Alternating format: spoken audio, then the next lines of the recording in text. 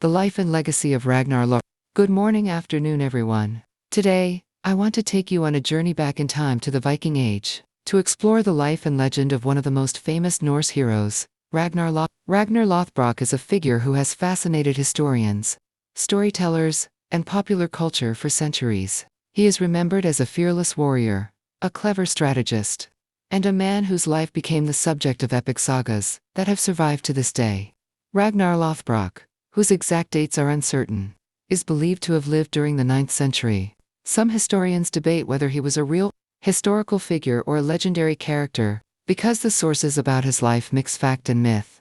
Most of what we know comes from Old Norse sagas, such as the saga of Ragnar Lothbrok and the tale of Ragnar's sons. Despite the uncertainties, the story of Ragnar has inspired countless generations, and his exploits are deeply rooted in Viking history and culture. Ragnar was said to be the son of a Swedish or Danish king, depending on the saga, and from a young age, he showed remarkable courage and skill in battle. He earned his nickname Loth, which means hairy breeches, after a clever trick he used to protect himself from a snake. According to legend, he once fought a venomous serpent in a dragon's pit, wearing pants lined with animal skin to avoid being bitten. This daring act demonstrated not only his bravery, but also his intelligence, a combination that made him a legendary figure among the Vikings. As a Viking warrior, Ragnar is famous for leading daring raids across Europe. The Vikings were known for their naval skills, and Ragnar was no exception. He sailed in longships across the North Sea, targeting England and France. One of his most famous raids was the attack on Paris in the 9th century.